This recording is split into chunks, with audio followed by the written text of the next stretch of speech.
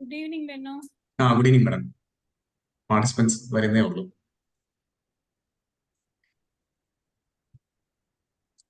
ശ്രീദേവി മാം കയറിയിട്ടുണ്ട്. Sound sorry കേൾക്കുന്നില്ല madam? കേൾക്കുന്നുണ്ടോ എപ്പോഴും? Good evening Bennu. മാഡം എനിക്ക് കേൾക്കുന്നുണ്ട്. മാഡത്തിന് കേൾക്കുന്നുണ്ടോ? ഓക്കെ, ശരി.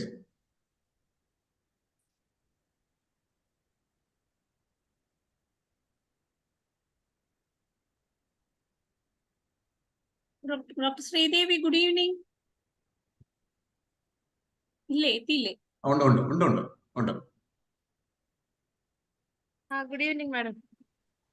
ഷെർമിനും എത്തിയിട്ടുണ്ടെന്ന് തോന്നുന്നു. ഞാൻ എത്തിയിട്ടുണ്ട്. കാണാമോ?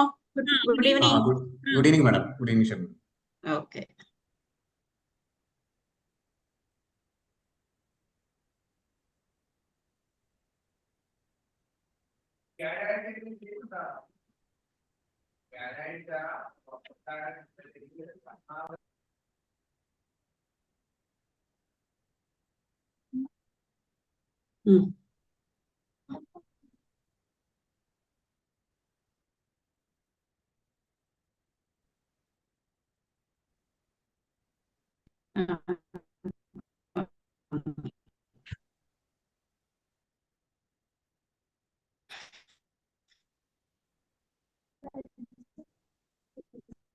മാഡം ഒരു 5 മിനിറ്റ്സും കൂടെ വെയിറ്റ് ചെയ്തിട്ട് നമുക്ക് സ്റ്റാർട്ട് ചെയ്താൽ പോരെ?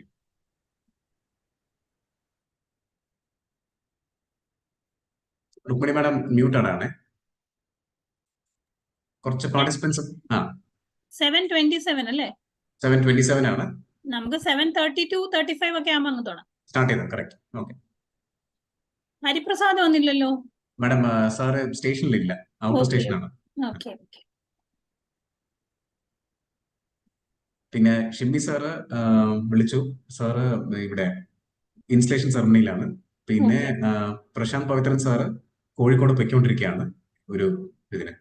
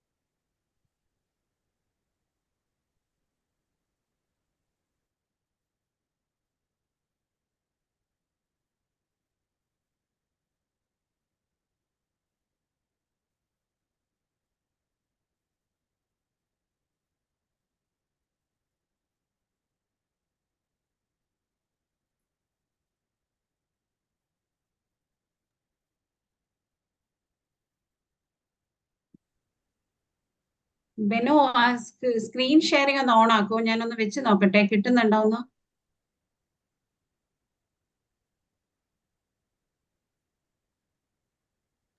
ഓക്കെ മാഡം, ചെയ്തേ. മാഡത്തിന് ഹോസ്റ്റ് ആക്കിയാണ്, അപ്പൊ മാഡത്തിന് സ്ക്രീൻ ഷെയറിംഗ് ചെയ്യാൻ പറ്റും. ഹോസ്റ്റ് അല്ല, സോറി, കോ ഹോസ്റ്റ്. മാഡത്തിന് ഞാൻ അതൊന്ന് സെറ്റ് ചെയ്ത് വരുന്നുണ്ടോ നോക്കട്ടെ. ശരി. ശ്രീദേവി മാഡത്തിനെയും രുക്മിണി മാഡത്തിനെ എല്ലാവരെയും കോ ഹോസ്റ്റ് ആക്കിയിട്ടുണ്ട്. അപ്പൊ ഷെയർ ചെയ്യാൻ പറ്റും.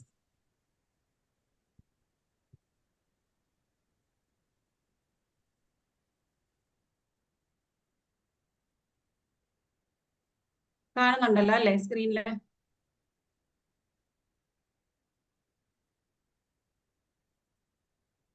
മാഡം കാണുന്നുണ്ട്. സ്ക്രീൻ ഷെയറിംഗ് കാണുന്നു. സ്ക്രീൻ കുഴപ്പമില്ലല്ലോ അല്ലേ? അല്ലല്ല, ഇത് മാറ്റണം. ഇത് ഫുൾ സ്ക്രീൻ. അത് ഞാൻ സ്ലൈഡ് ഷോ ആക്കാം.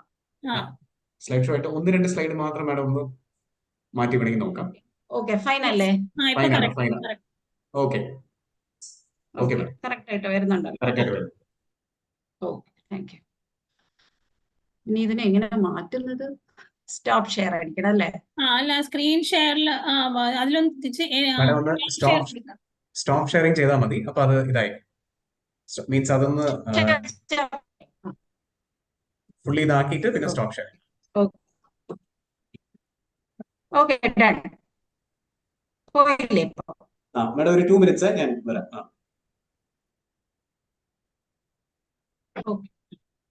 പിന്നെ വന്ന ഉടനെ തുടങ്ങാം കേട്ടോ.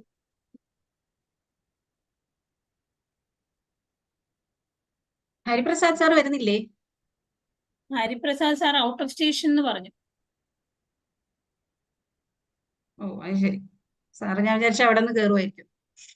എനിക്ക് തോന്നുന്നു പാലിയേറ്റീവ് കെയറിന്റെ എന്തോ ഒരു ആണാണ്, എന്റെ കൂടെ തന്നെ സാർ പറഞ്ഞിട്ടേ എന്നെ ഏൽപ്പിച്ചിട്ടാണ് പോയത് എല്ലാം. പക്ഷെ ഞാൻ സാർ കേറൂല എന്ന് എന്റെ അടുത്ത് പറഞ്ഞില്ല. കാരണം സാറ് അവിടെ നിന്ന് കേറുമെന്ന് ഞാൻ വിചാരിച്ചു. പിന്നെ വന്നോടനെ തുടങ്ങാം. കാര്യം എല്ലാരും ഈ ആദ്യത്തെ ഇനീഷ്യൽ പരിപാടികളൊക്കെ കഴിഞ്ഞ് കേറാന്ന് പറഞ്ഞ് വെയിറ്റ് ചെയ്യായിരിക്കും. ആരും വന്നില്ലേ? അങ്ങനെയാണ്, എല്ലാരും ഒരു 10 minutes കഴിഞ്ഞ് കേറുള്ളൂ.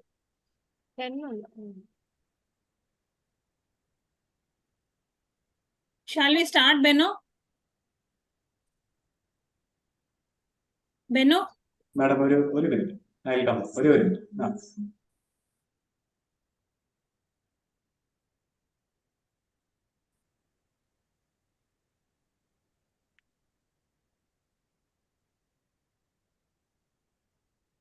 Okay madam. ഓക്കെ, നമുക്ക് സ്റ്റാർട്ട് ചെയ്യാം. Benno,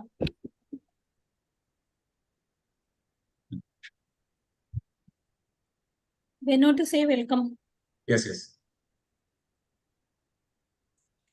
So, good evening to one and all. We welcome all of you on behalf of IAP Tirunal. This is a flagship program by our beloved immediate past President Rukmini Madam, our Tuesday series. Just got a very good response from not only from Tirunal but also all over Kerala, and people are actually eagerly waiting for the wonderful academics that we post in each of the Tuesday series. So here we have a wonderful topic on the demystifying arthritis in children, and we have two of our eminent speakers. One is Dr. Shermin Madam, and the other one is Dr. Sreedevi Ma'am. And without further delay, I would like to welcome Rukmini Madam to speak a few words. Over to Rukmini Madam. Good evening. I'm really happy that after 2 years of my tenure, still I am continuing in the IAP Tuesday series circle.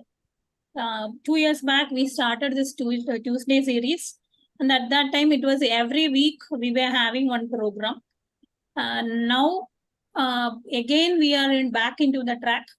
In between, we made it once in 2 weeks. But this year, again, we are coming, reinforcing our teaching by every week some program, preferably on a Tuesday. And you all know that IAP Kerala as well as CIAP is now concentrating on PG teaching and UG teaching. But as immediate past president, I still feel IAP should stand for general practicing pediatricians. So this topic, being a general practicing pediatrician, is like if a child has arthritis, yes, the diagnosis is easy. It is an arthritis. I do an ESR. I do some tests, then start an anti-inflammatory, then I am stuck. Whether to continue it, how long to continue, and what are the sequelae, joint problems, all these I am stuck there. So I think this program will help me to come out of that dilemma. And also, I expect like ഫീവോ അല്ലെങ്കിൽ fever of unknown ഒറിജിനില് എനിക്ക് ഏറ്റവും ഇഷ്ടമുള്ള പേര് സോജയാണ്. അത് കേൾക്കുമ്പോഴേ ഒരു സുഖമുണ്ട്, ആ സോജ എന്ന് കേൾക്കുമ്പോൾ. But once a child has soja, that is another big problem. So I expect the speaker to give us an insight into these two. And with these words, let me introduce the chairperson. I'm glad to introduce such an young chairperson, Dr. Sreedevi S. She is Assistant Professor and Rheumatologist, GMCH Trivandrum, and she is Honorary Consultant in Rheumatology from SreeChitra Tirunal Institute, Trivandrum. And I request Dr. Sreedevi to go ahead by introducing Dr. Shermin and also to continue with the program. ഞാൻ ഷെർമിനെ വിളിച്ച് ചോദിച്ചു, Shermin details ഒക്കെ ശ്രീദേവിക്ക് അയച്ചു കൊടുത്തോ? ഇല്ല madam, ശ്രീദേവിക്ക് എല്ലാം അറിയാം എന്നാണ് എന്നോട് പറഞ്ഞത്. So please introduce Sreedevi, Shermin, and go ahead with the program. Thank you. Thank you, madam. Good evening, all. I'm really honored to be part of this academic meeting hosted by Indian Academy of Pediatrics Trivandrum branch, one of the noblest community in the medical field. And welcome all of you to today's meet. Children with rheumatic disease in general face many challenges in terms of diagnosis as well as management. So the time to diagnosis may be large in less resourced centers, hence leading to self-medication in the early part of disease, especially when the symptoms are very mild, and they have better faith in the alternative system, maybe because of that too. So, and fever in a child is always taken as infection, and many often arthritis are mistaken as TB, tuberculosis in joints, leading to unnecessary ATT, and many other infectious diseases has to be ruled out.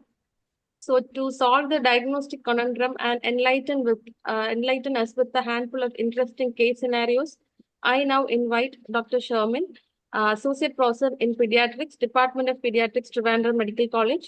She has also her Master's in Clinical Child Development, and she's a Nodal Officer for Type 1 Diabetes mellitus children. And she regularly conducts rheumatology clinics in Trivandrum Medical College. So I invite her to give her talk on demystifying arthritis in children. Over to you, madam. Thank you, Dr. Sreedevi, Dr. Rukmini, and Dr. Benno, and also Hari Prasad sir, for giving me this opportunity to present before you for this IAP academic series. And also very much thanks to Sreedevi for being here in between your busy schedule. Actually, sir asked me to do some case-based discussion on arthritis for today. So I would take you to certain clinical scenarios that come across general pediatricians on day-to-day basis during your practice. Actually, in children, around 15% of general pediatric consultation is for musculoskeletal problem. As you will know, as Rhumini madam correctly told, in day-to-day OPD, we have got a lot of patients with musculoskeletal pain ranging from benign to very serious etiology. So we will look into some of these etiologies today for the next 1 hour. And actually, I'm not going into details of the investigation or management today, only the clinical diagnosis, how to make a clinical diagnosis. Okay. So shall we start our presentation? Yes, madam.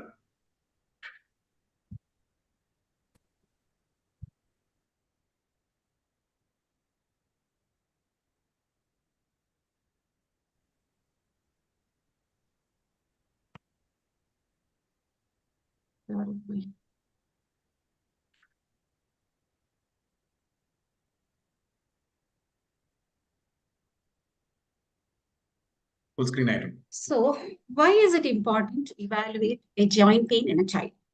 That is what we were telling as in our introductory talk. Why is it important? Actually, Rukmini madam said, why is it important? Many of us, when we are doing a general practice, we are stuck in between when the patient with arthritis comes. So many of these systemic diseases present with joint pain as the lead symptom, example, leukemia. And many of these rheumatological diseases may have significant extra-articular manifestations, like our SLE, systemic onset, JIA, etc. Sometimes this early recognition is very important for the management options and eventual outcome, like in acute bacterial arthritis.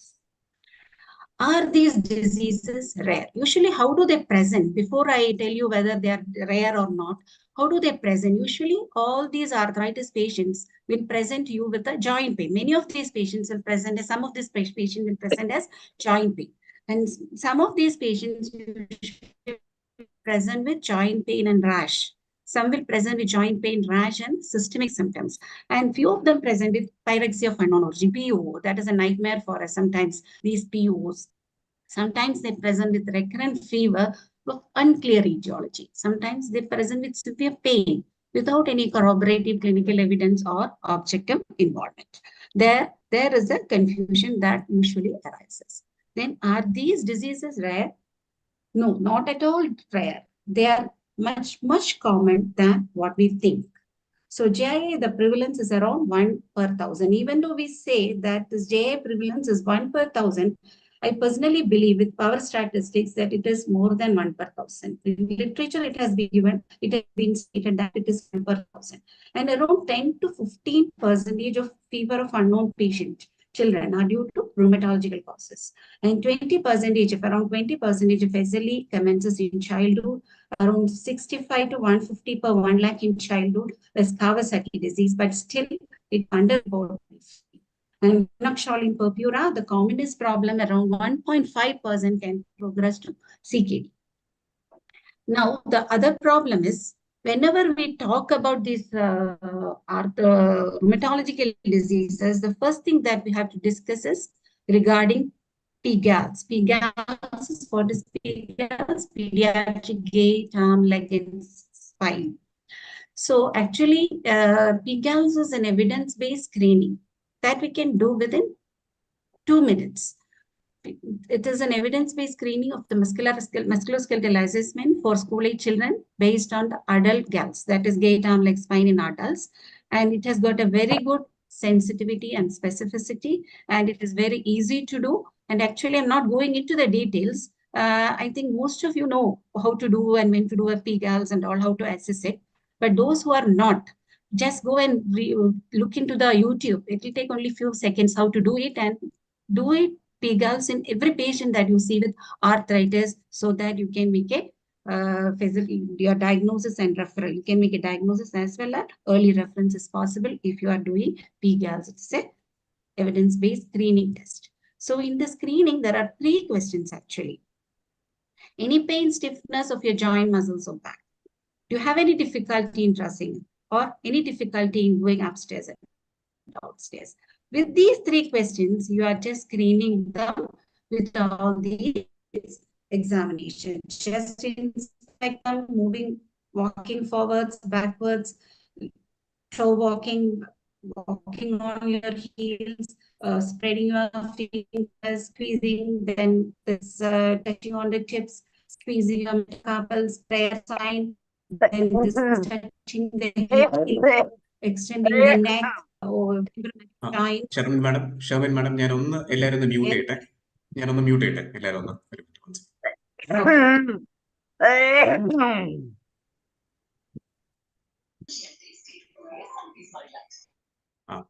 Shermin madam unmute ചെയ്തിട്ട് മാഡത്തിന് continue ചെയ്യാം.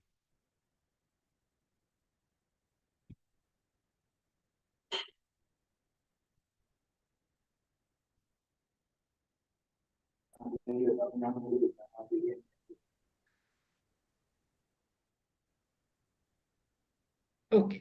Then finally you can do the lateral extension of the neck, like touching on your shoulders, your temporomandibular joint, fingers inside the mouth, the patella tap, lower limb examination, and the spine, finally bending forward, touching the floor.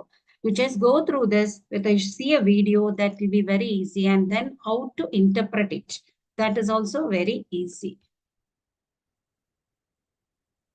Stop share, Benno. Slide താഴോട്ട് പോകുന്നില്ല. Hello, slide move ചെയ്യുന്നില്ലേ? Stop share അടിച്ചിട്ട് ഒന്നുകൂടെ എടുക്കട്ടെ. Okay, no problem. ശരി madam.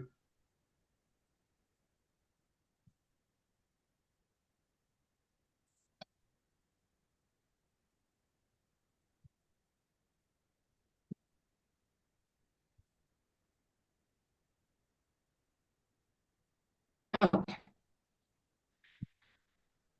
So how to document PGALs?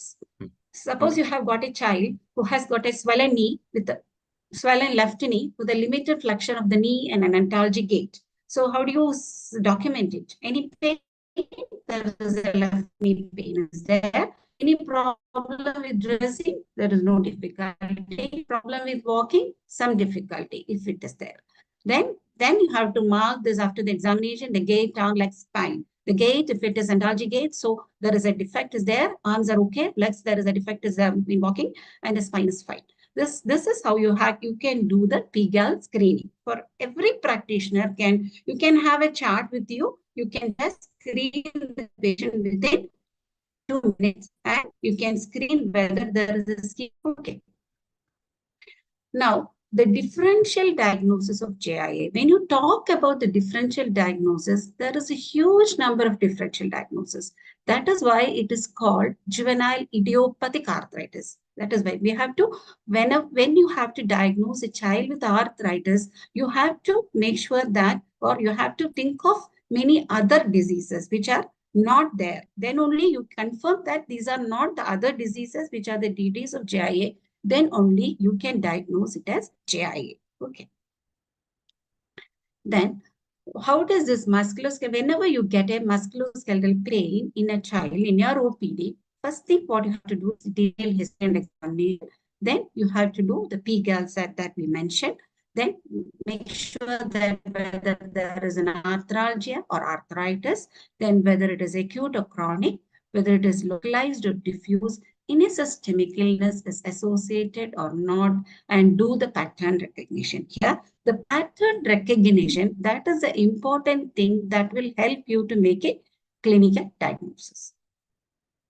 Now, I will show you this, how do we do the pattern recognition. I will show you 5 children of same age, that is around 3 years, with the same presentation, and how do they have different diagnosis. Same child, same presentation, same age, with a different diagnosis. And I will explain each of these patients one by one. This is the case 1. This is the case 2. This case 1 is a 3-year-old boy with an acute onset pain of the right hip. Nothing systemic is there. A viral URT 1 week ago. There is no history of trauma. Limping is present. Right hip tenderness is there. Hemoglobin, TZ, DZ, and there is no anemia. Total count normal. Tissue counts are normal. Platelet is almost okay. Moderately limited. Inflammatory acute phase reactants. Okay, we will discuss each and every case one by one. Another is again another 3-year-old girl with a high fever for 4 days, a toxic child with limping, pseudo-paralytic posture, tender right hip, doesn't like the examination, and this counts will be a little bit higher count, 14,000, no anemia, not much anemia.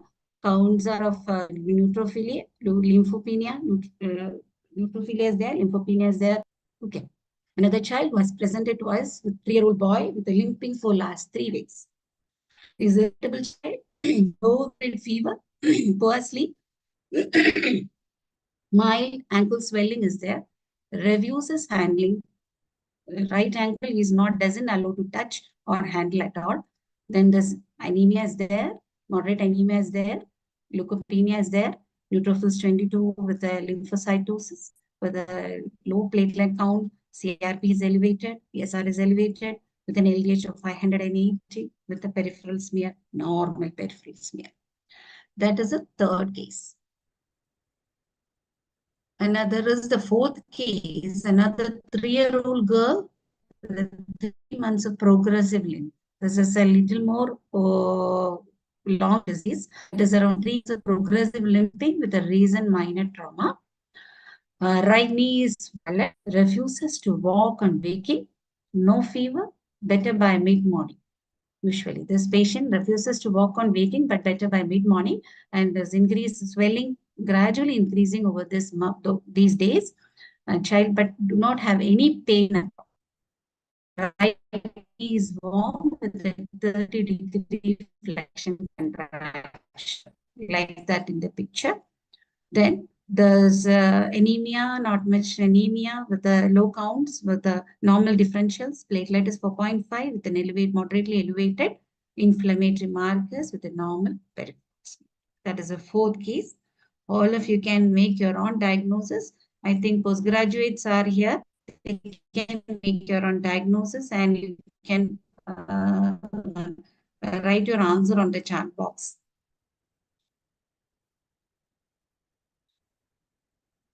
This is a 3-year-old boy with bilateral knee pain for last 6 months, and the child is wheelchair bound state. Oh, okay now. Connection boyoda.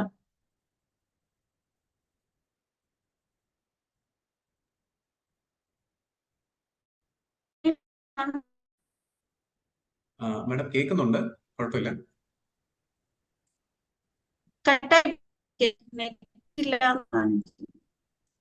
Shermin madam ഈ കട്ടായി കേൾക്കുന്നു.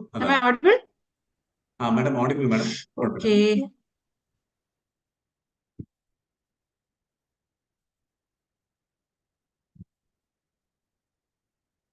Connection issue ആണെന്ന് തോന്നുന്നു madam. വേണമെങ്കിൽ മാഡത്തിന്റെ video of ചെയ്തിട്ട് you can continue, അത് വരും.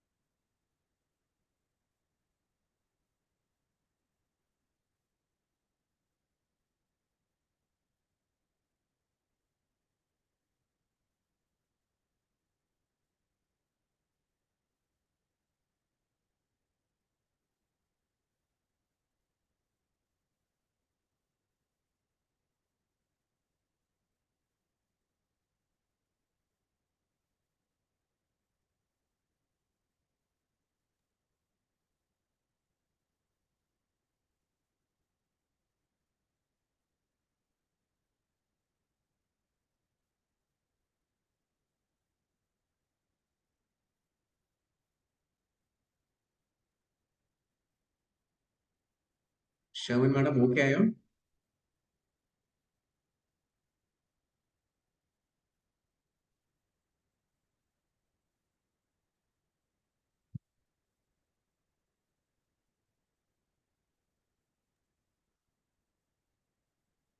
ഷെർമിൻ ഓക്കെ ആയില്ലെങ്കിൽ അത് ബെന്നോക്ക് അയച്ചു കൊടുത്താൽ ബെന്നോ ക്യാൻ അപ്ലോഡ്.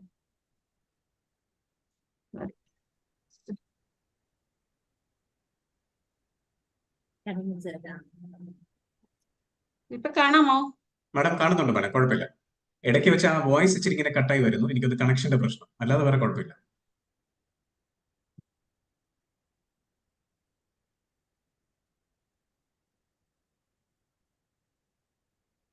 പ്രസന്റേഷൻ വന്നിട്ടില്ല. ഓക്കെ വരുന്നു. ഇനി ഫുൾ സ്ക്രീൻ ആക്കിയാൽ വരും. ഓക്കെ, ഫുൾ സ്ക്രീൻ ആയിട്ടുണ്ട്. Okay. So all of you have seen all these cases. I think it is have already. These are the 5 cases with a 3-year-old child with a different presentation. Okay, I'm not going into the details. I think all of you have seen. Last case is a 3-year-old boy with bilateral knee pain of 6 months with a who is a wheelchair bound state, progressive limping for the last 6 months, who is a fuzzy eater with very difficult to feed, unable to bear weight and tender to touch, and knees in resting position, and child is very, very irritable. And there is a moderate anemia, leukocytosis, differentials are normal, platelet is 3.5, ESR is 40, CRP is 6, and peripheral smear is normal. So now let us go through each of these cases. This is the first case. Here, this is a 3-year-old boy with acute onset pain of the right hip, nil systemic with viral URT 1 week ago. There is no history of any trauma or limping is there with a right hip tenderness. This patient came with a hip pain. You cannot neglect the pain because there is hip pain and the child is giving only a viral URT. Nothing significant, no fever, nothing is there. When the labs are coming, this is hemoglobin is 11.4 with a TC of 6.4. The peripheral differential counts are normal with a low platelet count with an elevated inflammatory markers. Platelets are almost normal, These inflammatory markers are moderately elevated. So what is your diagnosis here?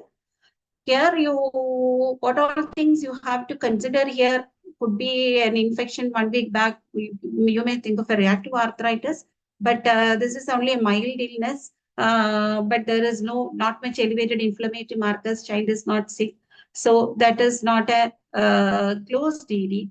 Then you have to think of your septic arthritis, but child do not have any fever. The counts are all normal. This is not a sick child. That's also you cannot consider. You can consider septic. You have to consider septic arthritis always, but at a lower position. So this child actually is having a transient synovitis of hip, and other DDs has to be ruled out before diagnosing a child with transient synovitis hip. It is a benign self-limiting disorder that is a usual presentation of children who are coming to you with a hip pain or inability to walk with a pain on the hip. There is etiology. We have no definite etiology. It is usually preceded by a viral upper respiratory infections, and there is a brief period of sterile inflammation results in a joint effusion and symptoms that resolve over 7 to 10 days. And it's a diagnosis of exclusion. You have to exclude other disorders. That is why I told you have to look for any other causes like reactive arthritis, septic arthritis, even a malignancy you have to rule out. But here the counts are all normal. We have already ruled out all those causes. And it could be a Perthes disease, can present with a hip pain, maybe there before, but the child can present acutely. And here that usually in transient synovitis, the total count will be normal with a mildly elevated ESR and CRP. And we did an ultrasound for this child showing mild effusion of the minimal effusion only. Here you can see the minimal effusion of hip joint. It's a self-limited condition, need only bed rest and anti-inflammatory medications, and joint aspiration is actually not needed. Joint aspiration is considered only in patients to whom you suspect septic arthritis. So if the arthritis, better you do management in that position and you can start antibiotics. Actually for transient synovitis hip, you don't have to give even antibiotic. Bed rest and anti-inflammatory will cover. So any child with a hip pain, you should think whether this is a mild pain without any features of severe inflammation. You should think whether it is a transient synovitis of hip. Okay. Then the second case was another 3-year-old girl came to our ER with a high fever of 4 days, who is a toxic child with a left lower limb limping and child in pseudoparalytic posture, not walking at all, with a tender left hip and doesn't like to examine or handle. Now itself, the diagnosis is almost clear. This is a sick child with a high-grade fever with a tender hip. Most probable diagnosis we'll discuss. And again, the labs are also confirming with the elevated total count, with a neutrophilia, lymphocytosis, with an elevated platelet, with a CRP and ESR very high. So the child is having septic arthritis, and you can see this child's position of the limb. The child is in the limb is in a flex, hip is in flexion, abduction, and external rotation. And in this position, that usually this septic arthritis children, if it is a small child, they'll keep their limb in this position. At this position, there is a capsular volume will be maximum. And the patient will be relatively comfortable as long as the joint will be stable or immobile in this position. So they usually keep their leg in this position. That is in abduction of the hip, abduction and external rotation. Flexion, abduction, and external rotation. This is the typical position of a child with septic arthritis. So what is a septic arthritis? So there is a criteria to diagnose septic arthritis, especially in infants. Whenever you get a child with fever more than 38.5 degrees centigrade, with an inability to bear weight, with an elevated ESR of more than 40 millimeters per hour, with a total count of more than 12,000. So for each criteria, we have to rate it. That is, none of these is there, only less than 0.2% chance being a septic arthritis. If one is there, 3% chance of being a septic arthritis. 2 criteria are there, 40%, 3 criteria are there, 93.1%. And if all 4 criteria are there, you can say 99% that it is a septic arthritis. That will help you if you look for fever, inability to bear weight, ESR and the total count, and rate it, and then you will get whether this is a septic arthritis or not. Otherwise, also clinically, usually it is possible to diagnose a child with septic arthritis. Okay. So now we have the third case, who is a 3-year-old boy with a mild knee swelling. Refuses handling the right knee with a limping for last 6 weeks. Irritable child with a low-grade fever, poor sleep, and not bearing weight. So here actually, I'm much worried about this patient than the other patient, because this child not at all, very irritable, very, very irritable and restless, and child is refusing even touching the patient, and the child is do not have enough sleep also. So their functions are affected, not bearing weight, not walking, not sleeping. Functional defect is also there. So for this patient, you have to worry much more.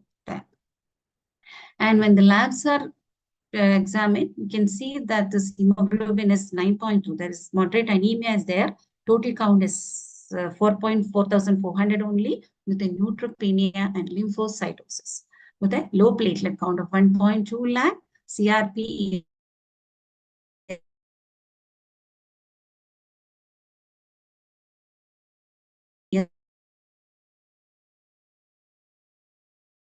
SR is elevated. At this point, what is your research with the anemia? Should consider malignancy, definitely. കേൾക്കുന്നുണ്ടോ പെന്നോ? കേൾക്കുന്നുണ്ട്. ഇടയ്ക്ക് മാത്രം ഇച്ചിരി ഒന്നിങ്ങനെ voice കുഴപ്പമില്ല, continue.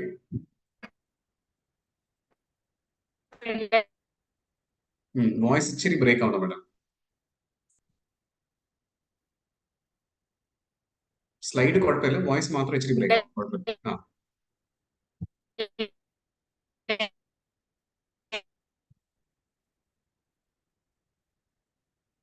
Internet unstable എന്ന് വരുന്നത് കൊണ്ടുള്ള പ്രശ്നം.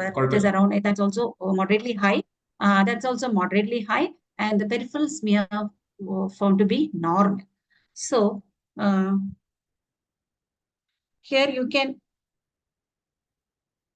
can see this peripheral smear on week 1, week 3, and week 6 for this child. Week 1, this you can see that over the time, there's a hemoglobin, there is anemia is progressing 10.9 to 9.2, with the differential count with the neutrophilia and lymphocytosis is increasing.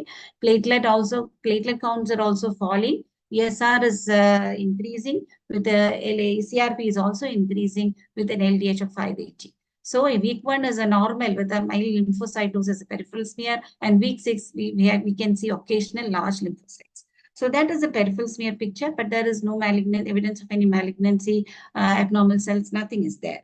So still it is confusing, but the child is very irritable. The mother is again very anxious. And what to do with the child? We have told the mother that this child has to be admitted and do a bone marrow study. To look for whether there is any evidence of malignancy. Actually, they were not willing to stay with us, and they went to an orthopedician, and they treated with intermittent steroids in view of oligoarthritis. Okay. Again, the patient came back to us after 1 week because the child became much sicker and come to us, and we took an X-ray, and we will discuss this X-ray later, and you can just see this X-ray, and we have planned a bone marrow for this child. So that was our plan. We did a bone marrow. So here you can see this child is having, I have already mentioned these findings. Here, this child is restless, irritable, and all. This is bone pain actually.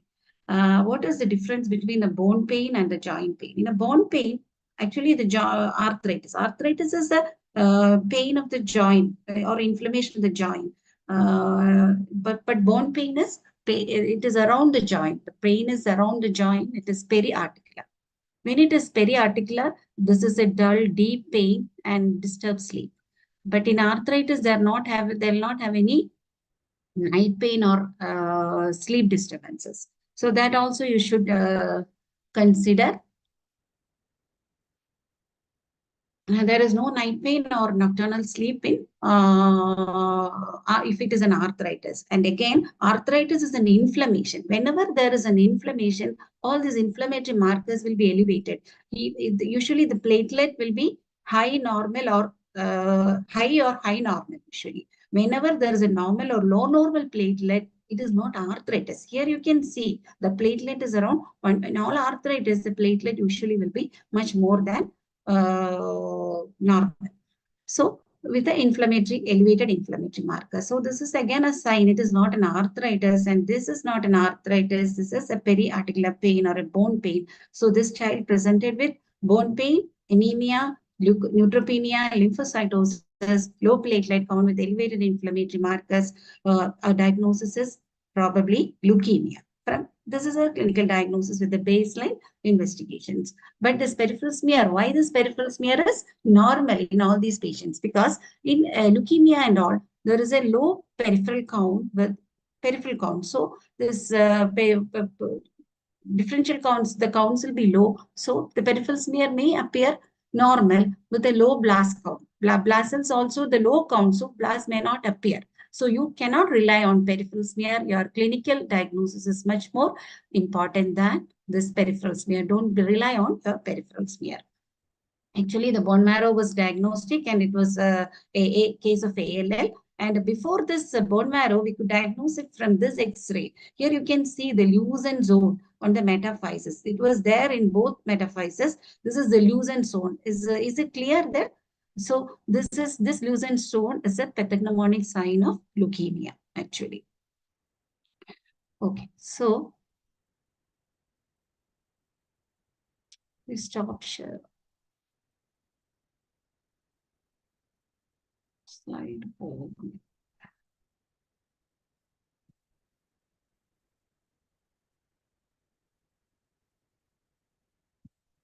So what are the red flags of malignancy or in arthritis? When the child is unwell, when there is a fever, weight loss, weakness, when there is a bone pain or night pain, where there is a regression of milestones, or if there is a significant functional disability, that is again very, very important. That is why the child is not walking, not sleeping, not ambulating, child missing school. All these are their functional disability that has to be taken seriously. So always watch for the red flag sign whenever you encounter with a child with arthritis. So what is the clue towards malignancy here?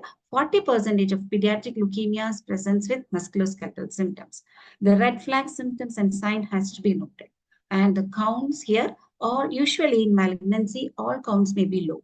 And sometimes there could have a normal peripheral count, but relative lymphocytosis that you have to look for.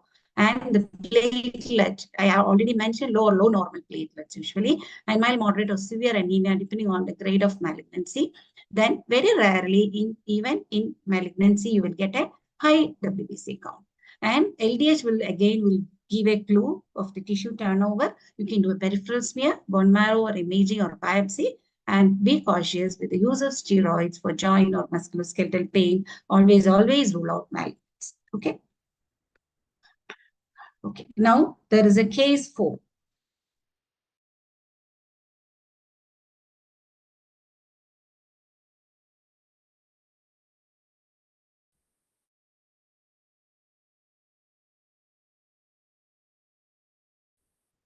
Now we have diagnosed 3 cases. Case 4 is a 3-year-old girl with 3 months of progressive fever, better by morning, swelling is in with a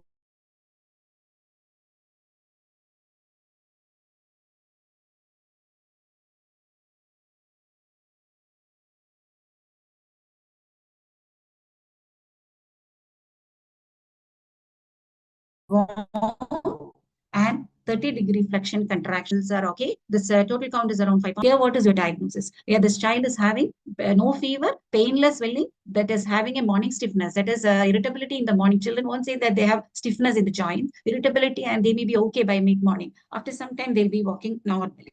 That is again a sign of early morning stiffness. There is no fever, but there is a right knee is warm. The features of inflammation is there with the flexion. They cannot fully extend the knee. There is a definite degree of flexion is there, irritability, and the activity is there, inflammation is there with elevated platelet, CRP and ESR. There is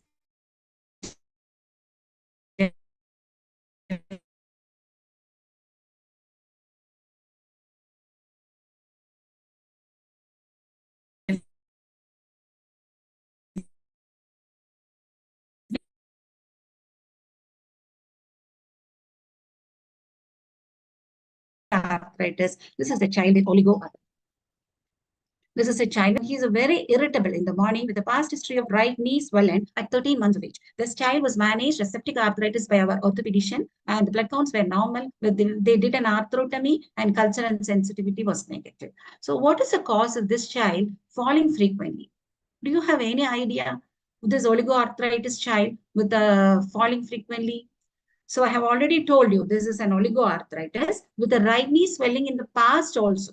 So usually they'll give like that, the history. Previously also they may be having swelling. It may go in for remission sometimes spontaneously, sometimes with the NSAIDs or sometimes with steroids and remain, and again it will come up.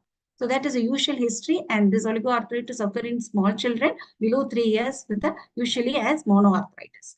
So this frequent falling, what is the important complication of a child with oligoarthritis? The important complication is uveitis, that is chronic uveitis. So we will discuss it. This is oligoarthritis onset juvenile idiopathic arthritis.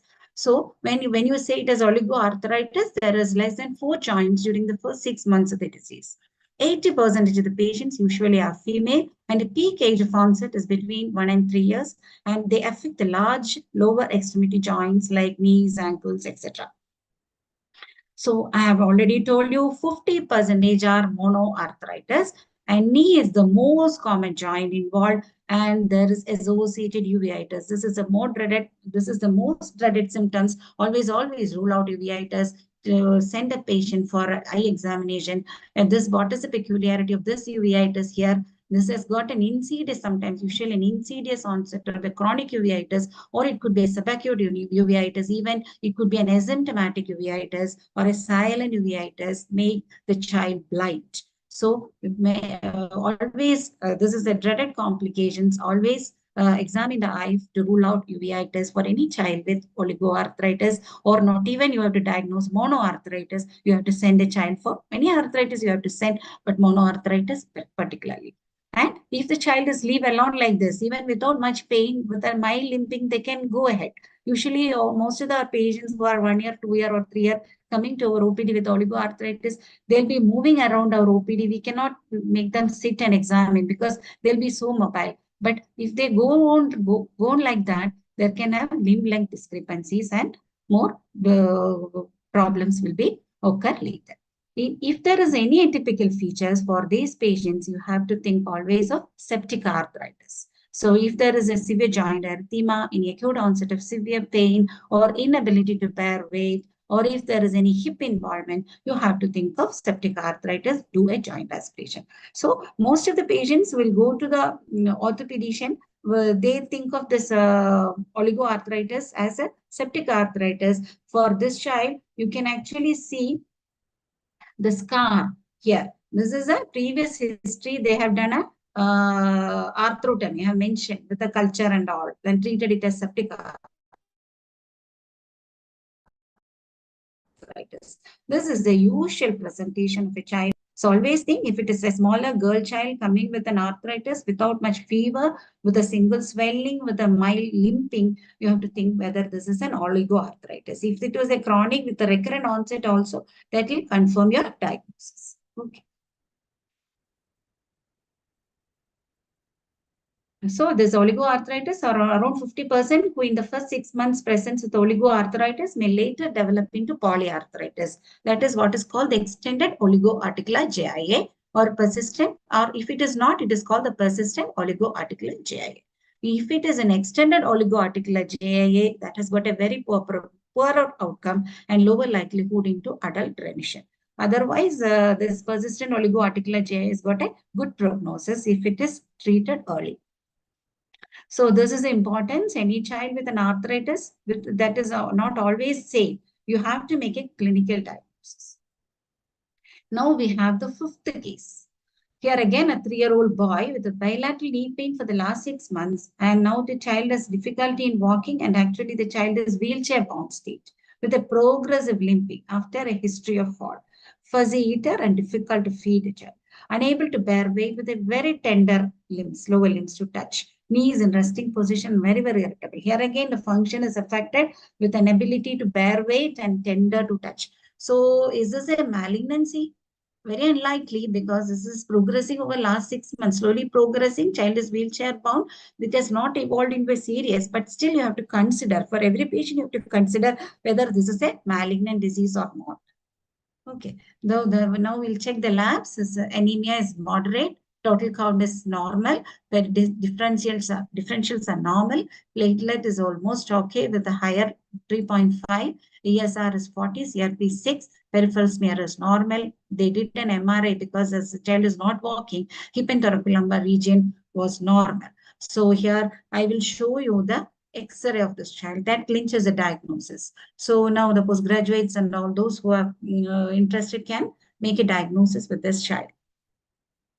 So here you can see this cortex is very thinned out, and this is the epiphysis is also thinned out. You can see a ring. This is what is called the ring epiphysis. These are the 2 ring epiphysis, and this is there is a thickened area here, that is a calcified areas, that is the zone of calcification. And hello, Benno, Kekamallo. Madam. Here you can see the zone of calcification. And what history now you will ask for this child? The history to be asked, I'll show you. Next slide. So this is the child. Here you can see this is a ring epiphysis. Here also this thickening. This is this area. This is the Pelkin spur. And this is the zone of calcification. That is what called the white line of Frenkel that is present here. And above that, this lucent zone, that this cubutic zone. And there is a subperiosteal hemorrhage. So this child is actually having scurvy.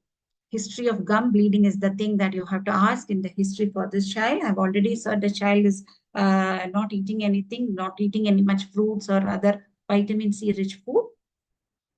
So on examination, there is a gum hypertrophy present with the bleeding from bleeding gums and specific dietary habit deficient in fruits. So the diagnosis here is scurvy. So we have seen it 3-year-old children with one was transient synovitis, the other one was oligoarthritis, one was a malignancy with ALL, and the other one was scurvy. So now this is how they present. Then I will give you one more exercise. That is, this is not a 3-year-old child. This is a 6-year-old child with a swollen joint. You can see the swollen joint. Then we'll go through the case history. This is a 6-year-old boy with unwell since 1 year. Painful episodic swelling of the right knee. Episodic swelling. And now fixed for last 3 years. That means it was present in episodically. Now it is almost present most of the time. And occasional swelling of the right elbow with a trivial trauma. So any takers here, you can just message me in the chat box. So this is this child. So this is the joint with an episodic swelling, with a permanent swelling now, with the repeated attacks of the right elbow. What is the history? What is the single investigation that you will do?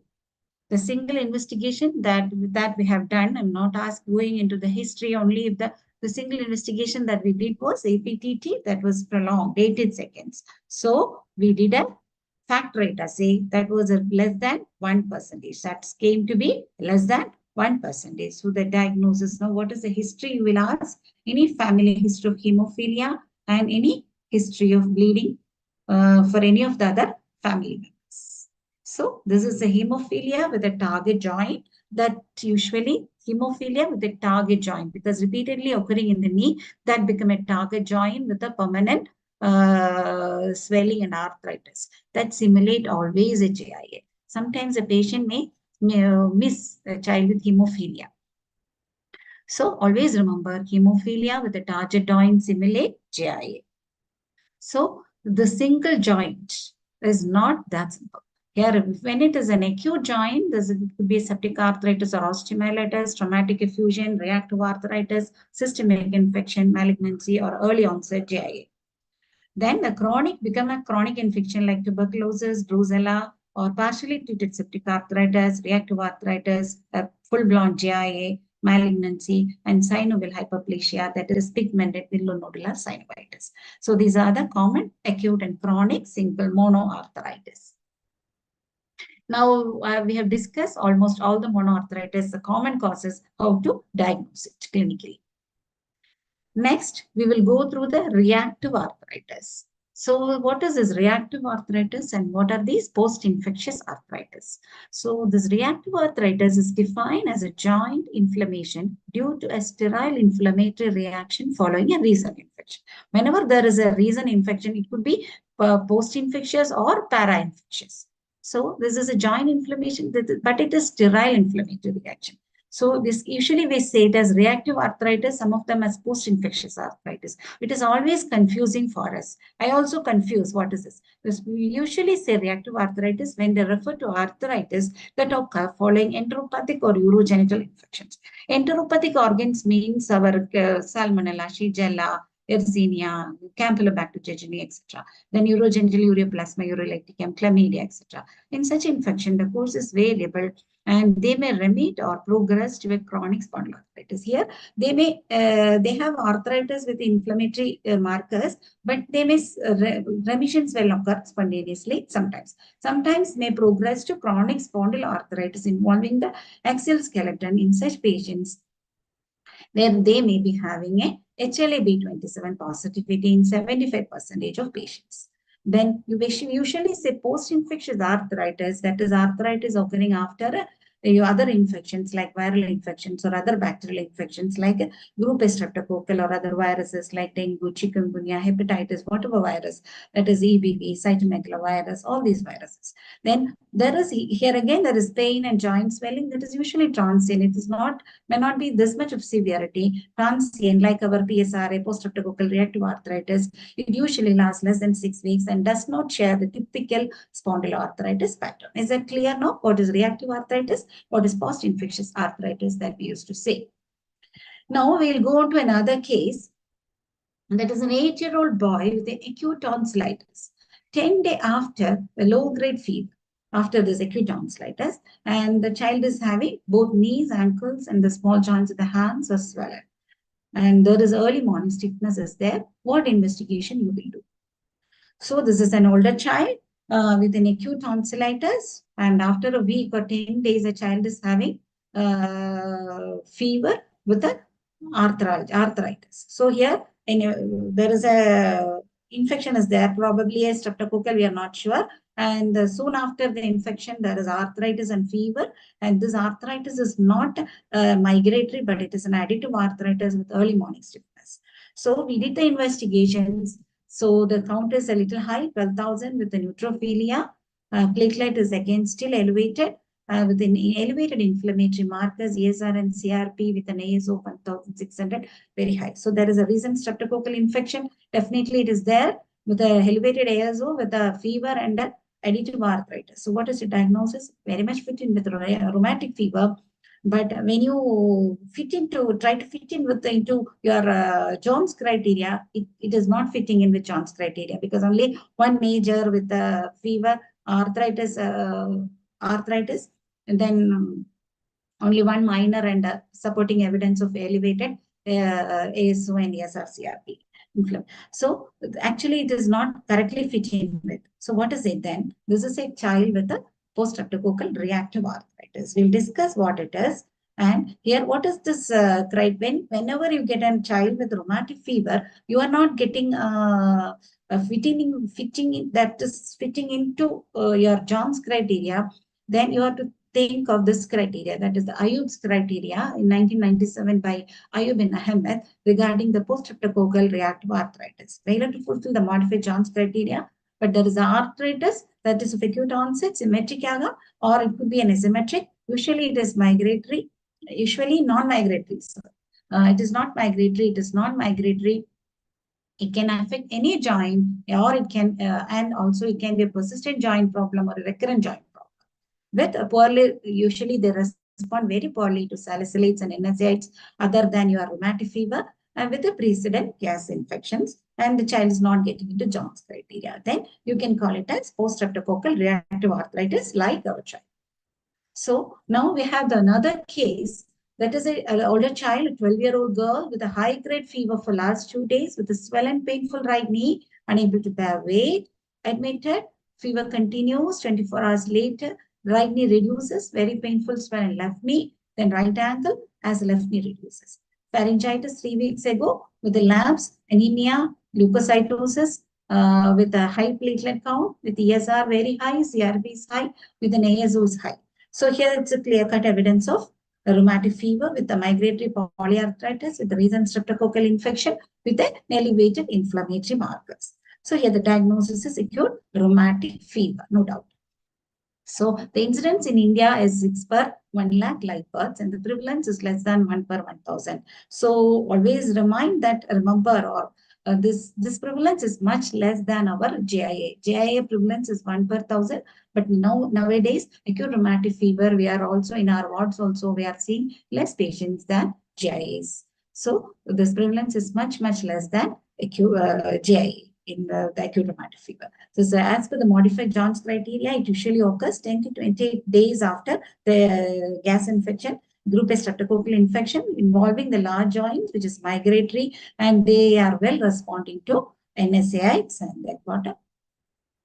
So now we have got another case. It's a 6-year-old boy who claims that he has infection in his blood, had a sore throat 2 years ago with fever.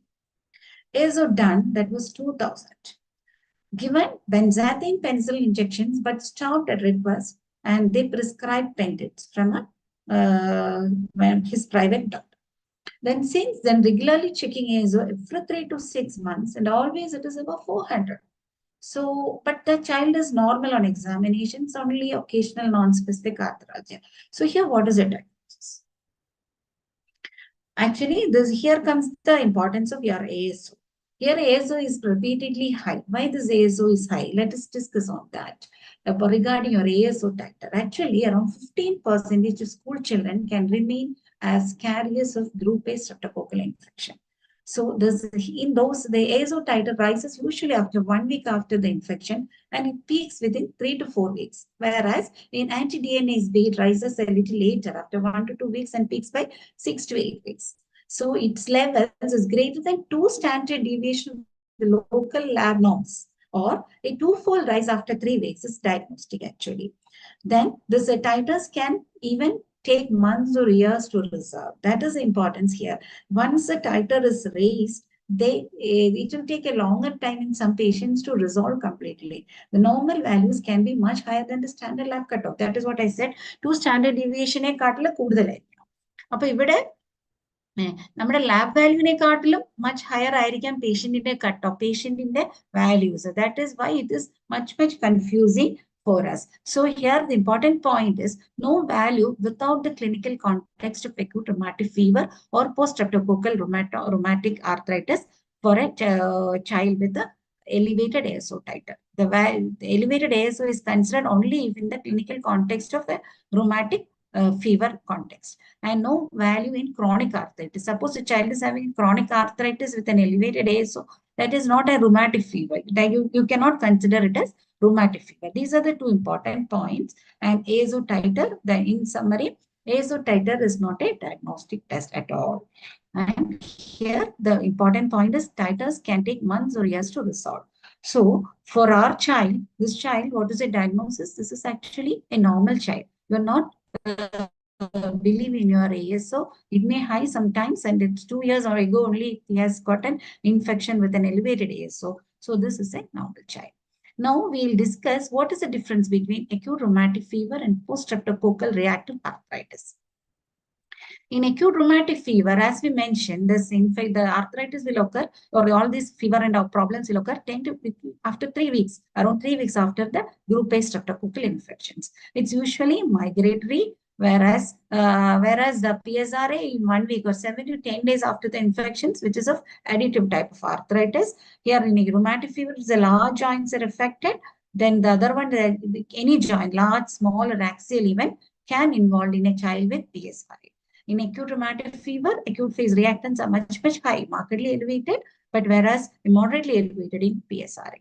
And the response to aspirin is very much dramatic in acute rheumatic fever, and carditis is a major diagnostic criteria in 60 to 70%. Even PSRA sometimes can have carditis, but it has got a conflicting report because carditis can occur. We are giving antibiotic prophylaxis for minimum of 1 year until the echo is, if the echo is normal in a child with post-streptococcal reactive arthritis. But in rheumatic fever, you need a long-term secondary antibiotic prophylaxis. Now it is very clear, when will you diagnose acute rheumatic fever, when will you diagnose a child with post-streptococcal reactive arthritis, and what is the management of your PSRA. Even your PSRA, you cannot neglect it, and you have to treat with the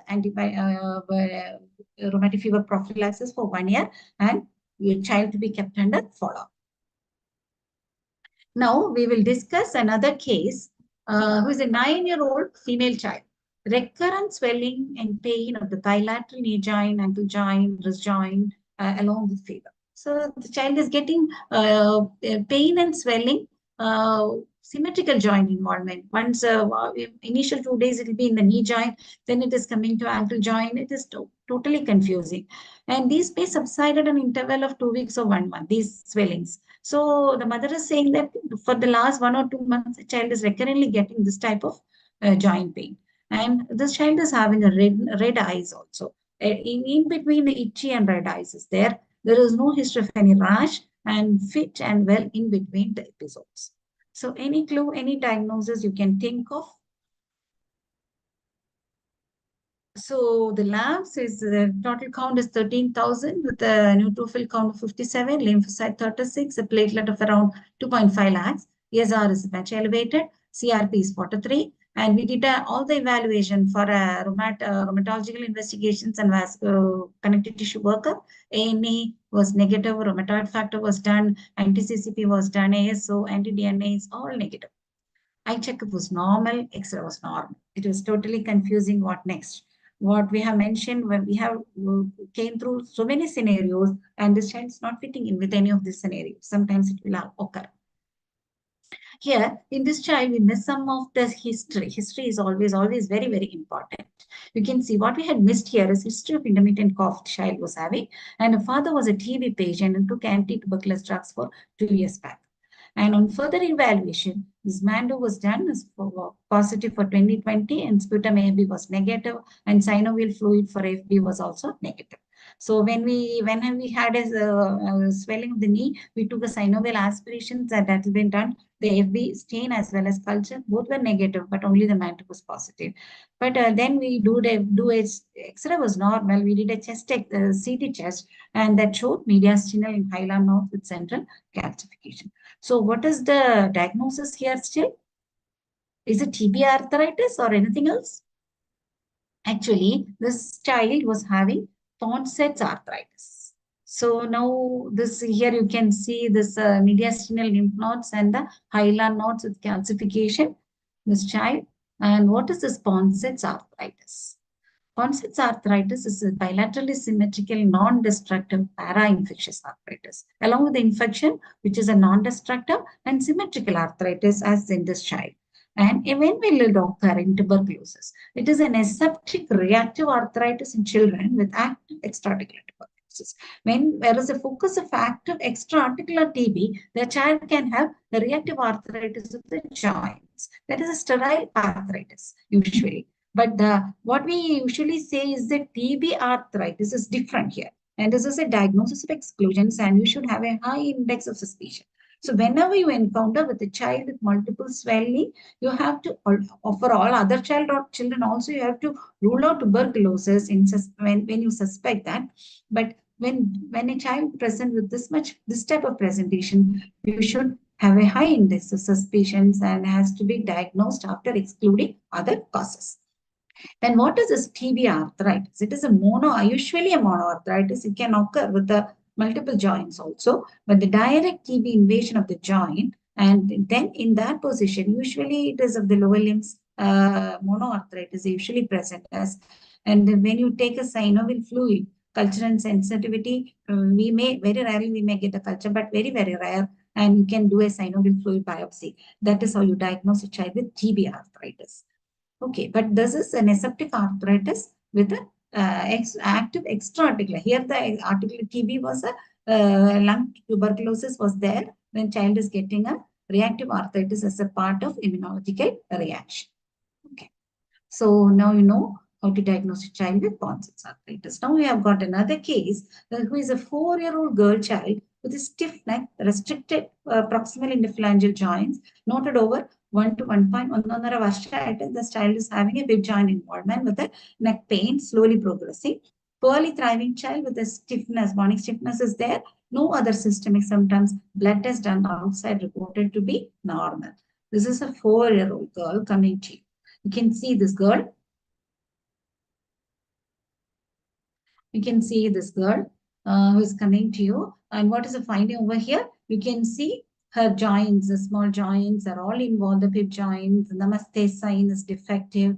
These joint contractures are there. And the neck is also has got a restricted movement. The temporomandibular joint is involved. And this diagnosis here is polyarthritis. This is a child with polyarthritis, that is a polyarticular GIA with the morning stiffness, all suggestive of a polyarticular GIA. This is another girl who is a teenager. This is another girl who is a teenager with an additive joint pain, with the swelling of multiple joints for the last 6 months, with the early morning stiffness. And how is this child different from previous child? Here, an older child with the same presentation, her namaste is also totally gone, defective with the multiple hip joint are all gone. And this lower limb also, you can see this TM joint is also defective. So both are polyarthritis, both are polyarticular GIA, but one is a small girl, and other is an older child. So what is the difference between the two? We will discuss. This polyarticular GIA is of two types. That is the RA positive and RA negative poly GIA. This RA positive poly GIA and RA negative. And RA negative GIA is usually smaller age group. It has got a 2 peaks, 2 to 4 years and 6 to 12 years. All these females are much more common than males. There's a knee, wrist, and ankles, and the most commonly affected joints, like we have seen. And there's a TMJ and cervical spine, that is a temporomandibular joint and cervical spine, also may be involved.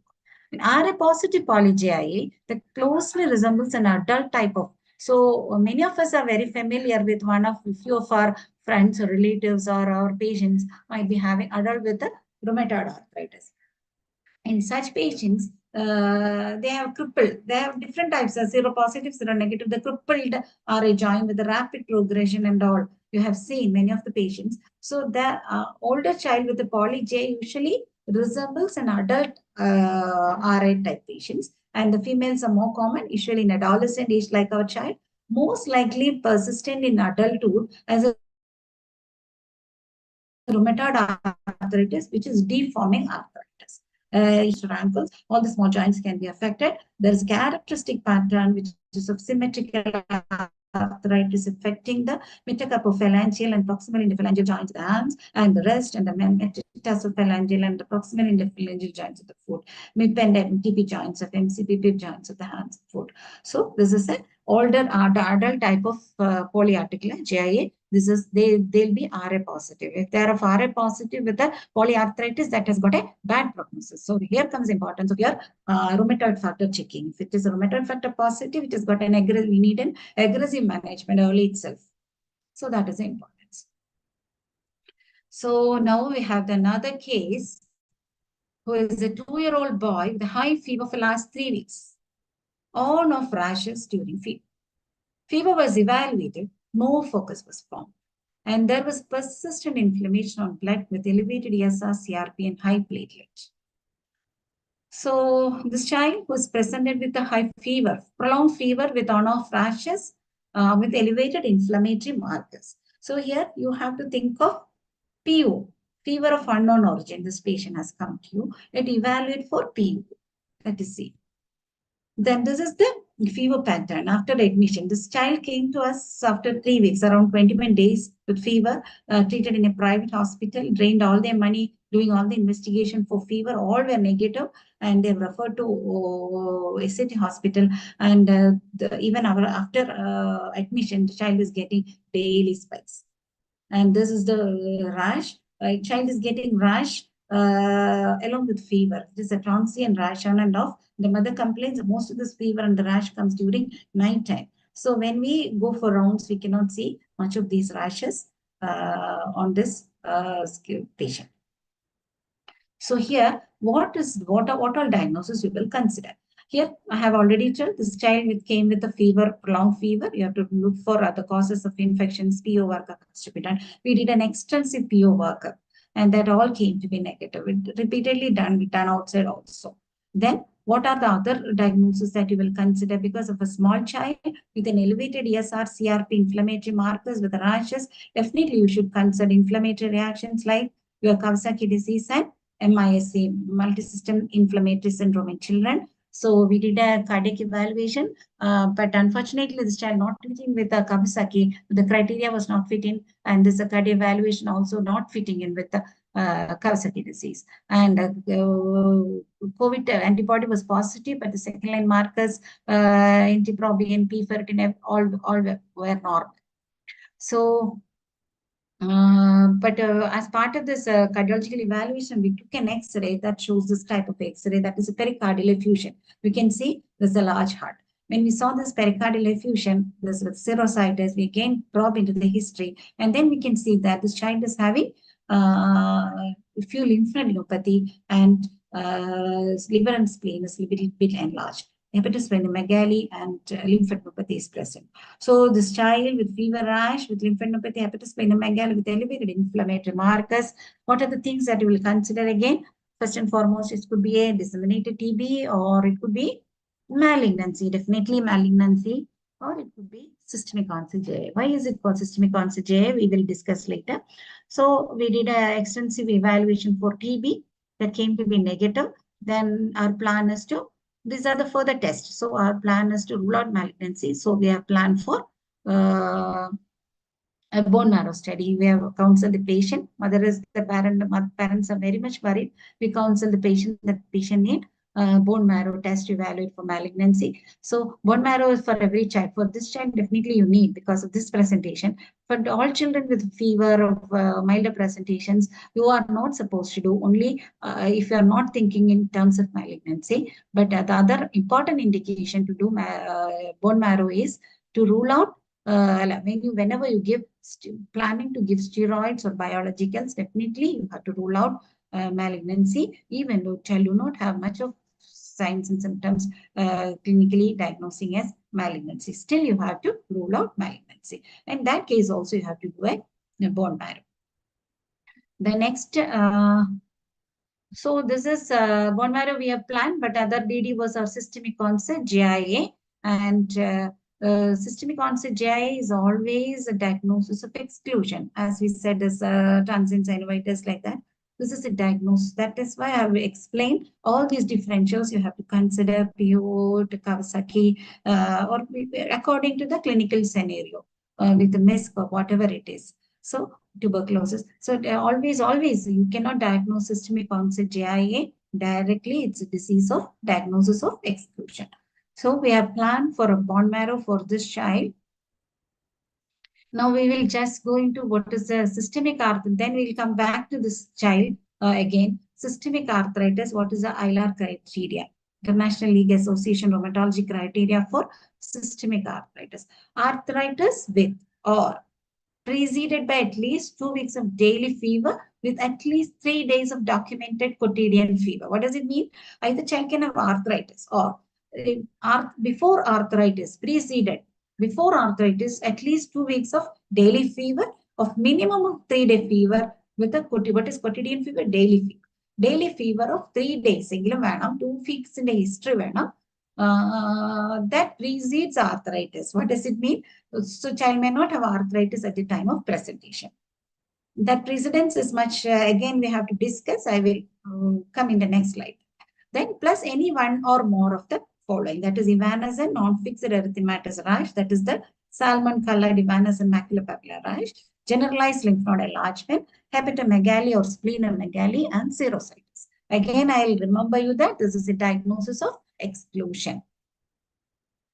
So the systemic arthritis. Here, in all these, our child also, we have diagnosed Sogia, as Madam said. So Sogia is a good name, but still there is no arthritis for our child.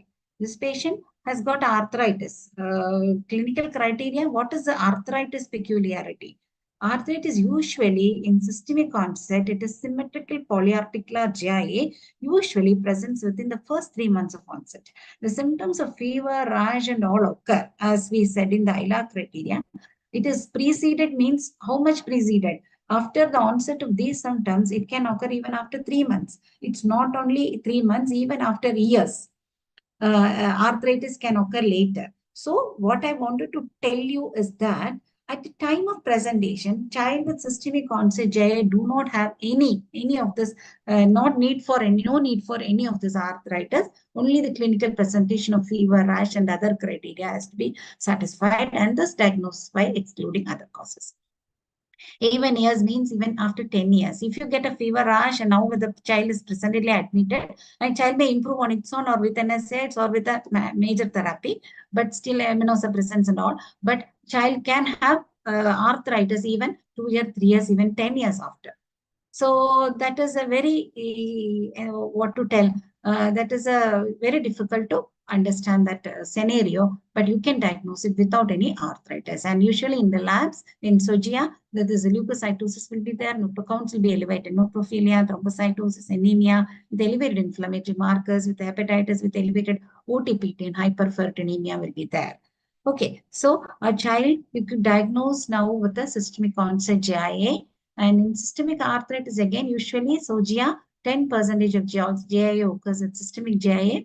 And this peak onset has got 2 peaks as 1 and 6 years. Actually, it can occur at any age. But the peaks usually by 1 year and 6 years. And effect, there is no any sex predilection. Boys and girls, it can occur usually, it can occur equally.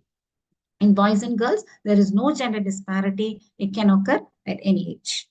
Okay, that is about systemic arthritis. Now we can go back to our patient again. This is this boy. We were planning for bone marrow day 25. And the day before, the child became sick with a very high fever.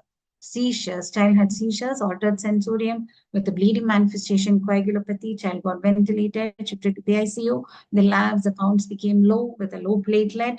ESR became 5 and INR 3. Now, many of you could diagnose the scenario. Now the scenario has changed. This child is having a macrophage activation syndrome.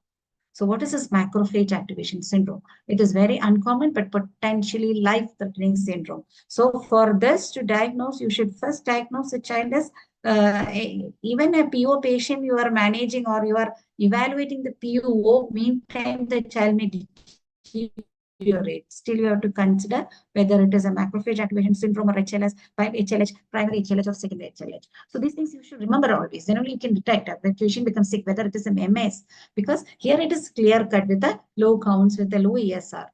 And as MS is characterized by intense cytotoxicity of NK cells and CD8 positive T cells, resulting in an overwhelming cytokine storm with activated macrophages infiltrating organs like bone marrow and liver. So our body will act against our own natural immune system, and there'll be cytokine storm in our bone marrow, liver, so that all these counts will be low. The clinical features, there'll be fever, pancytopenia, liver failure, coagulopathy, hemorrhage, or thrombophilia, or encephalopathy, or seizure, whatever way they can present. This is a very, very dangerous situation, and it carries 8 to 22% risk of mortality. Now, regarding the systemic onset GIA, the points to take home or remember are: interval between the onset of systemic signs and appearance of arthritis may be as long as 10 years. Just remember that. Then the systemic onset GIA, it's a diagnosis of exclusion. Exclude other causes, generally you diagnose Sogia. Then there is a very high CRP ESR thrombocytosis usually, and change in the pattern of fever, falling ESR, falling platelet count. It is macrophage activation syndrome. you should always consider MAs. Okay. So these are the points regarding your systemic onset GIA. Now we have got two more cases. This is a 5-year-old girl with the right knee arthritis for the past 3 months. Knee arthritis, as we saw in the initial cases. Okay. When you saw the picture, you will get a diagnosis. This child is having a pitting of the nails. You can see the nail pitting with a swollen fingers and ankle arthritis. Now the diagnosis is very clear. It is a psoriatic arthritis type of GIA.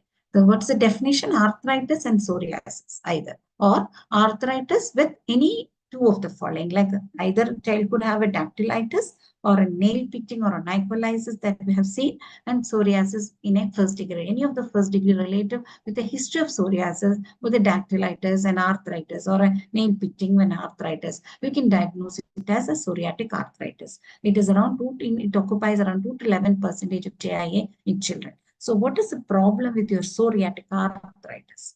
It is a symmetrical or this arthritis is usually either it can be symmetrical arthritis or asymmetrical arthritis, or it is an axial arthritis. Okay, any joint can be involved, polyarthritis and oligoarthritis. They can present with poly or oligo.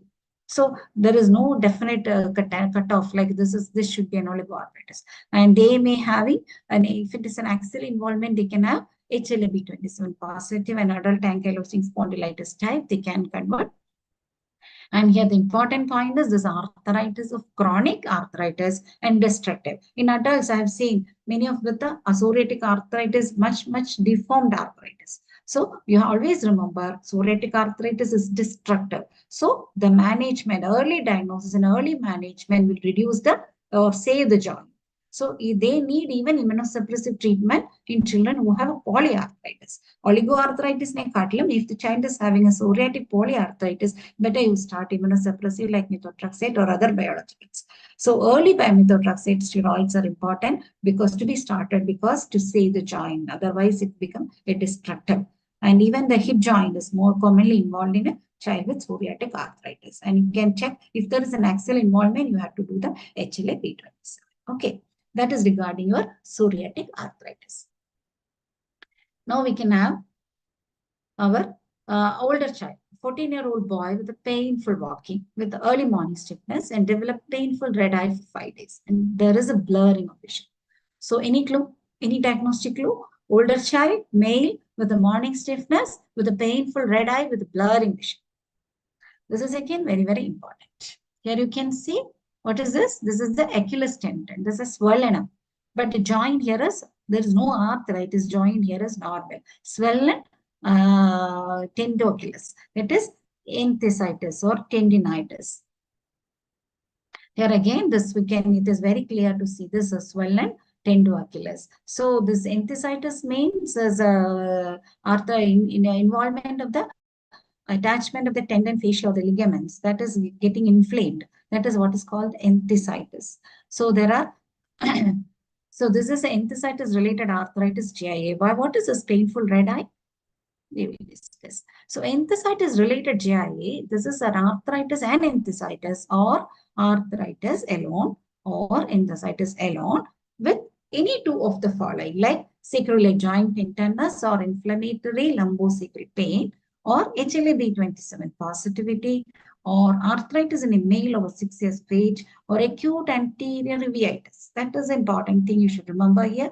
They can have acute anterior uveitis or any history of ankylosing spondylitis or ERA or sacroiliitis with inflammatory bowel disease or any reactive arthritis or any acute anterior uveitis in a first degree relative. Any history of these things in a first degree relative, or if the child is having an anterior uveitis or arthritis or HLA-B27 positive or involvement sacroiliac joint along with arthritis or along with enthesitis, we can call it as an enthesitis related arthritis.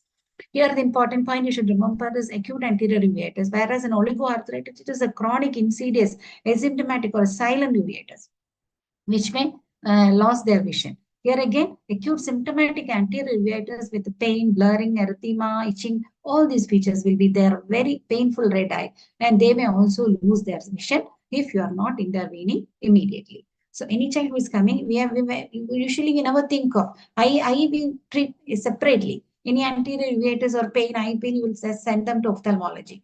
But they may be having a joint pain of sacroiliac involvement. That has to be taken into consideration. When you ask deep, they may give a family history. If it is a male, especially with an older child, you should diagnose it as enthesitis related arthritis. Because here again, the eye is very, very important. If this is acute anterior uveitis, very acute, very inflammatory. Other one is a chronic silent uveitis.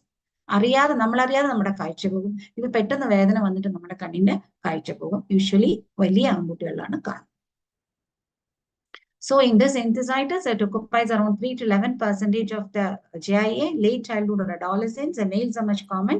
The common sites are calcaneal insertions of the Achilles tendon, plantar fascia and tarsal area. The lower extremity joints are usually involved, especially the hip joint. I have already mentioned that. So that is regarding your enthesitis-related arthritis. Now, in summary, when you this diagnosis, you can studying the pattern recognition. By the pattern recognition and associated systemic features, that will help you diagnosis. If it is a young girl with a lower limb with a few joints, it is an oligoarticular GIA. You have to do ANA and screen for uveitis. If it is ANA positive, around 30 to 40% with ANA positivity in a oligo GIA may be having uveitis. Okay. That I think I forgot to mention in that slide. ANA positivity will be there for around 40-50%, and among that around 20-30 will get uveitis. So always do ANA screen for uveitis for a child with oligoarthritis. An older boy with a lower limb, few joints, as we mentioned just now, it is an enthesitis-related arthritis. Acute symptomatic uveitis has to be ruled out. Ophthalmology evaluation. An adolescent girl with multiple small and large joints, there is polyarthritis, whether to check whether it is RF positive usually or RF negative, that has got a prognosis. At any age with a high-grade fever, evanescent rash, diagnose it as systemic onset GIA. That is always a diagnosis of exclusion.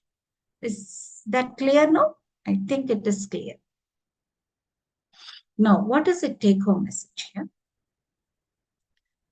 History and clinical examination are the core aspect of decision-making in arthritis. Take a proper history, take a proper clinical examination.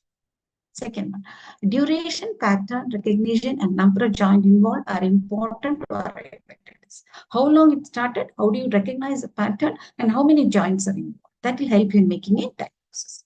Then PGALS, this is an important tool to assess the musculoskeletal system. Now, in systemic onset GIA, the interval between the onset of systemic symptoms and the appearance of arthritis may be as long as 10 years. Arthritis may not be there to diagnose a child with systemic onset GIA, and it is very important to diagnose a case of SOGIA because it is an auto-inflammatory condition with a high ESR and CRP. What is an auto-inflammatory condition? It is the derangement of our own innate immune system, like our neutrophils, lymphocytes, macrophages, NK cells, like that.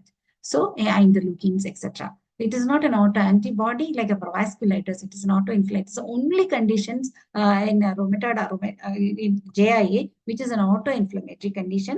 അതുകൊണ്ട് തന്നെ അതിന്റെ management is always steroids and biologicals, like IL-1 receptor antagonist or IL-6 receptor antagonist. Okay, that is the importance of your systemic onset. And again, I mentioned it's a diagnosis of exclusion. Now, the change in the pattern of fever, falling ESR or platelet count, always think of macrophage activation syndrome. Then, don't be too easy with steroids. Before starting steroids, always rule out your leukemia. Acute leukemia can masquerade as arthritis. Now, leukemia to be ruled out before initiating therapy. Don't get carried away by the investigations, even the peripheral smear and other investigations. Believe in your clinical skill only. Then stop relying fully on orthopedic surgeon. Usually what they do is most of the patient, they will do a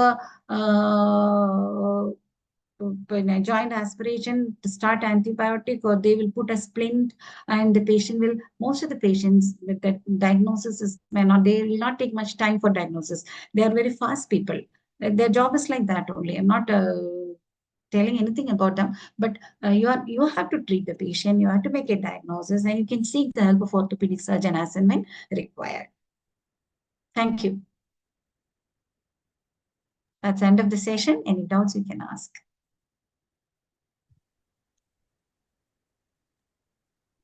Thank you so much, madam. Thank you. Yeah.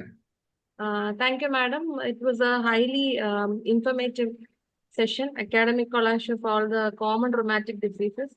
So the first and foremost tip being excluding all the infections and malignancies. So that is the first tip that has to be taken away from this session.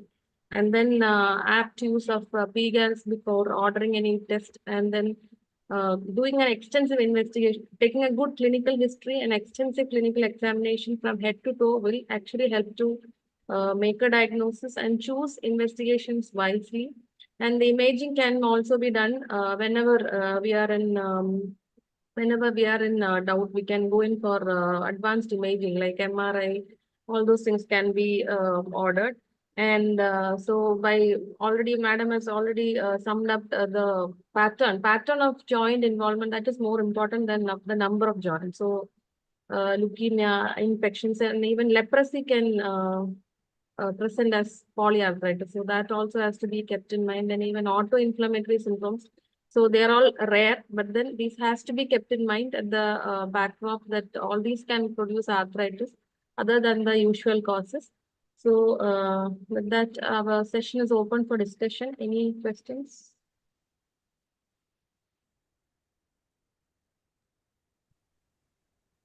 Any questions from the audience side? Any questions from the platform? Purushothaman sir. Thank you, Dr. Shermin and Dr. Sreedevi. It is an excellent presentation. Can you hear, Benno? Yes, sir. Yes, sir. Excellent discussion, Dr. Shermin and Dr. Sreedevi.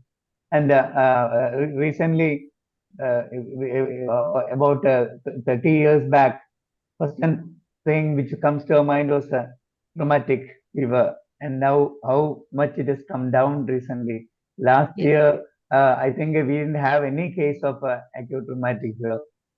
So that much it has come down. And regarding the criteria and all, the 2015 recent criteria, which categories, the high incidence category or low incidence category, we should be considering. Maybe in the coming years, it will be coming even lower than 6 per lakh. So criteria again need to be modified.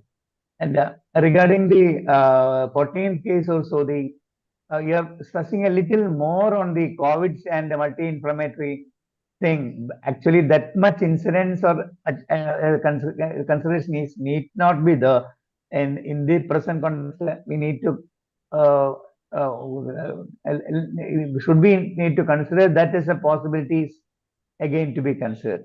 Because maybe in the previous year 2022 and all, definitely that was much high.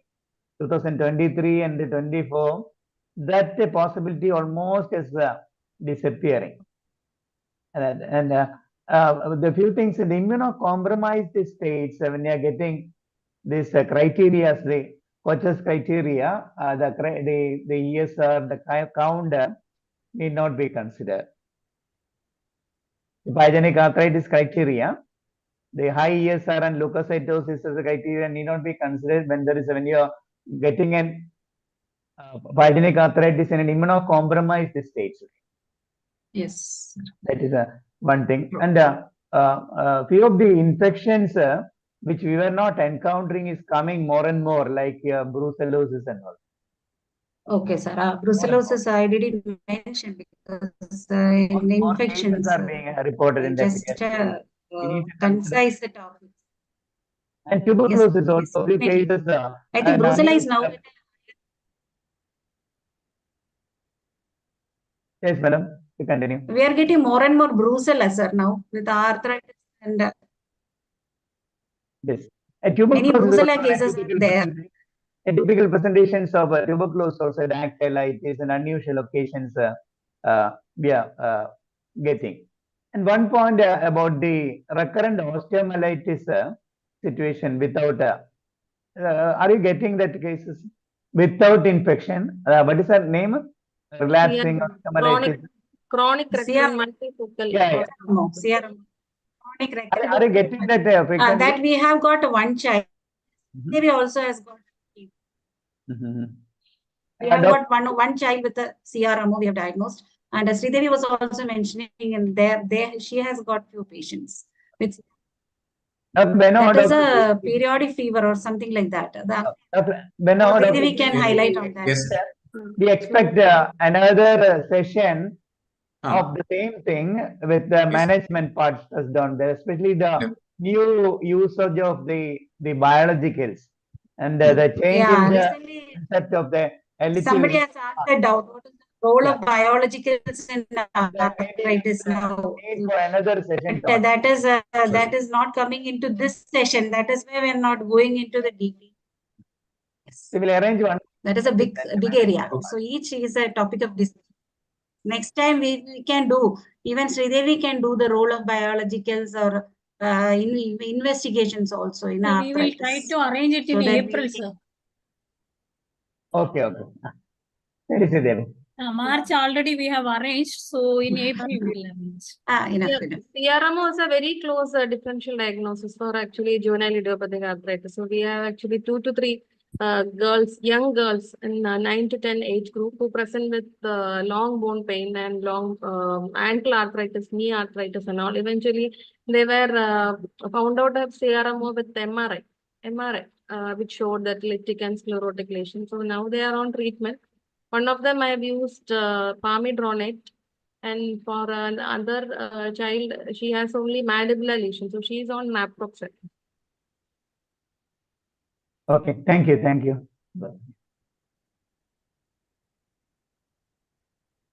Shermin, it was a well-articulated presentation, just like a ball and socket joint. Now it is for us to keep it moving. Okay, thank you, madam. Parvati madam. It was an excellent presentation, Shermin. Thank you very much for that. And how many cases of chikungunya you have come across? Madam, chikungunya, we have not much cases. Actually, adults, I think they have.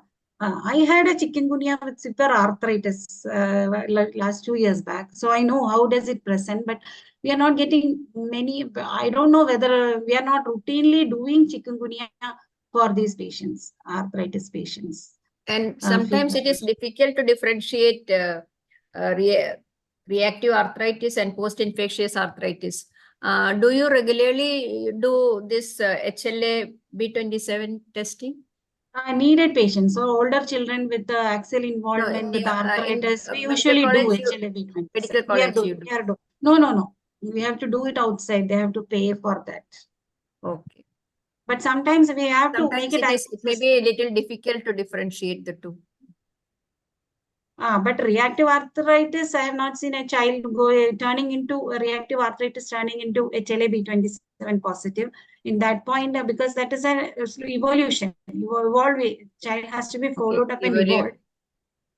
That usually patient will come with this, the previous history, they may forget. We may not get it correctly. Older boys with the axial involvement, with the hip pain and all, we usually do. We have got few patients with HLA B27 positive with this. I don't know whether they have started as reactive arthritis or not. Excellent presentation. Thank you very much. Sreedevi, you have any comments?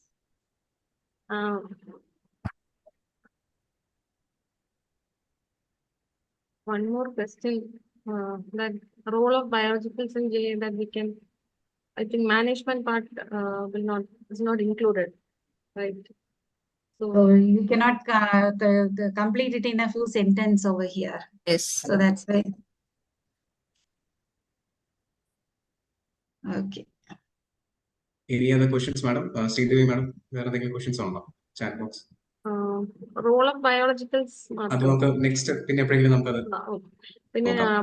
primary immunodeficiency, common variable immunodeficiency also in later age groups presenting with arthritis, it has to be rolled out. Mycoplasma arthritis can present in patients with common variable immunodeficiency. So in them, so we have to take history, whether it is X-linked dominant, all those things has to be taken from the history, and then counts wise will be able, globulins will be decreased, B cell precursors will be decreased.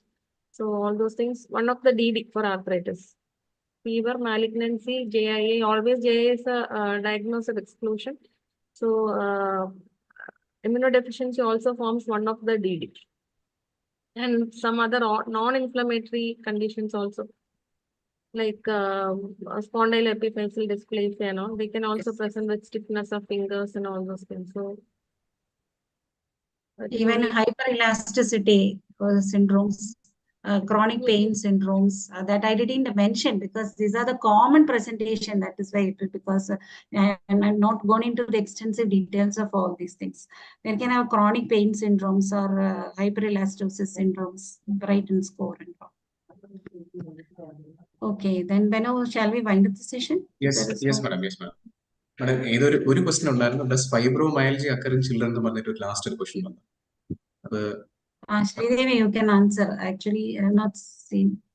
Fibromyalgia does occur, but again, that personal history has to be taken because most of the children, they might have some stressors at home. So they would like to put it as in the form of generalized body pain. So all those psychiatric counseling and family history has to be taken.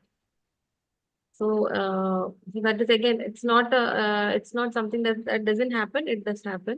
It does occur. But then it has to be ruled out from other kind of conversion disorders and all those things. Okay. Madam, one question is sickle cell dactylitis. Sickle cell dactylitis എന്ന് പറഞ്ഞിട്ട് ഒരു question.